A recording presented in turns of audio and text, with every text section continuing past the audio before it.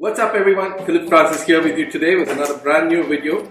In this video I'm going to show you how to make Aloo Matar, otherwise potato and green peas fried. And this is the first variation that I do. I've got another variation which I will show you in another video as well. For now, this is Aloo Matar variation 1. Lovely simple dish, nice rich dish, easy to make, and you can eat this with steamed rice, pulao, chapatis, naan, roti or bread, whatever you like. And yeah, we're good to go. So let's head on to my kitchen. But before that, if you're not subscribed to the channel, please do subscribe to the channel. The links are down below, and click the notification bell as well. So yeah, let's head on to my kitchen. Here we have the initial basic ingredients which are required to make the Aloo Matar, which is 2 medium-sized onions roughly sliced, 2 medium-sized tomatoes roughly sliced, about 5 to 6 pieces of garlic, and 4 green chilies, followed with an inch of ginger and a handful of coriander leaves, along with about 170 grams of yogurt, or even you can say 1 cup of yogurt, and followed with about 2 large or medium-sized potatoes which are chopped and kept in water.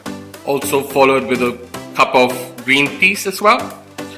And these green peas are obviously, they're kind of semi-cooked, so they're good to go in the gravy once it's done. So we'll be using this at a later stage. Add about 2 tablespoons of cooking oil. Once the oil is hot, add the chopped potatoes.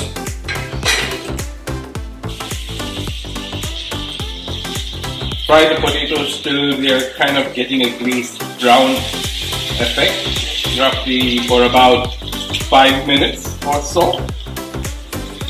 And once it's glazed to a brown texture, then we'll take it out of the plate.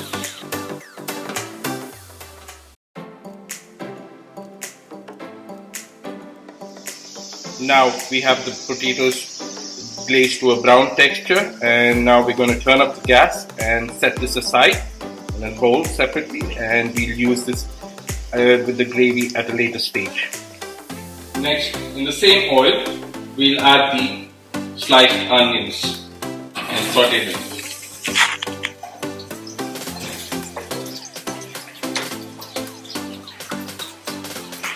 Saute the onions for about 2 minutes first, and then we'll add the next ingredients to it. After sauteing the onions for 2 minutes, now it's time to add the green chilies, followed with the garlic and the 1-inch piece of ginger. Saute them for about a minute.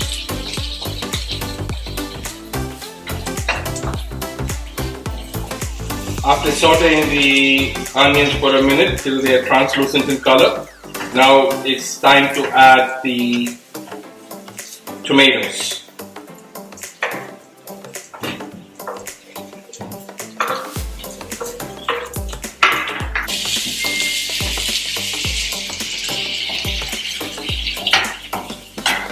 I have roughly sliced the tomatoes because once the tomatoes are sauteed and become soft and mushy, we will set aside this, which we will puree in a mixer. Now add 1 teaspoon of salt, and after adding the salt, give it a quick toss. This will help the tomatoes also to get soft even faster. Cover the tomatoes and cook them for about 2 minutes on medium to low flame till they are soft and mushy.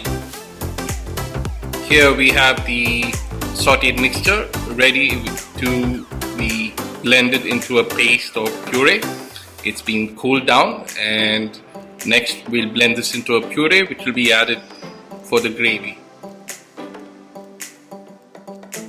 As you can see, the paste or puree is ready for the gravy, which will be used next. Here I have about 170 grams of yogurt, which is not sour, or you can say about half a cup of yogurt. To this yogurt, we'll add 1 teaspoon of Kashmiri red chili powder, followed with half a teaspoon of turmeric powder, followed with 2 teaspoons of coriander powder,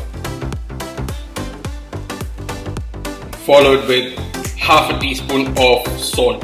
Remember, we've added 1 teaspoon of salt in the sauteed mixture, so here we'll just add half a teaspoon of salt. And now quickly mix the spices into the yogurt to prepare our masala.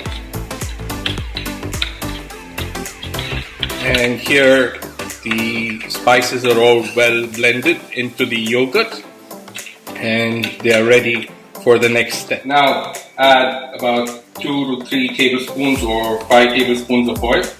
Once the oil is hot, let's add the yogurt marinade paste that we created with the spices. Saute this mixture for about 2 minutes on medium to low flame till the spices get cooked and you get this nice aroma. This will give a nice flavor to the curry and sauce that is being prepared. After sauteing the marinade paste for about 2 minutes, you can see the color has turned red from initial pale red to nice red in color texture. And now add the paste from the mixture into this and saute it. After sauteing it for about a minute, it's time to cover it with a lid and let it cook for 2 minutes on low. After sauteing it for 2 minutes, give it a quick stir and then further cover the lid and saute it for another 5 minutes.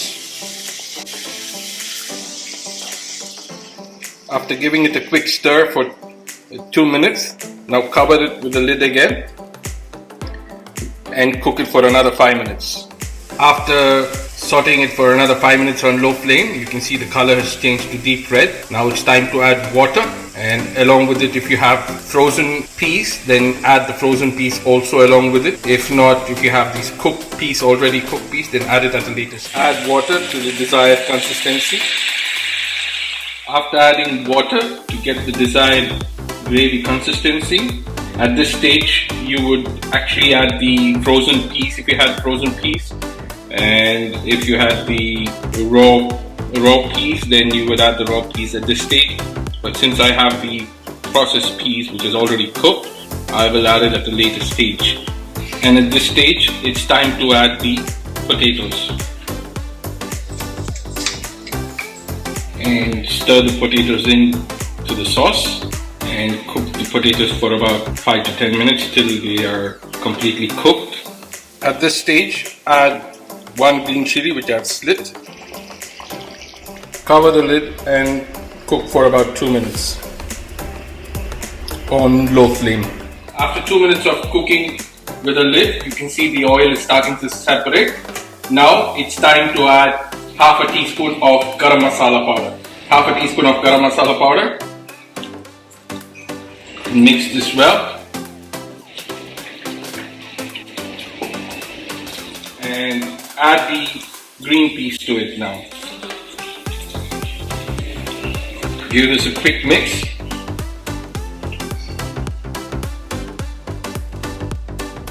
After giving it a quick mix, add the coriander leaves, a handful of coriander leaves, and mix it as well.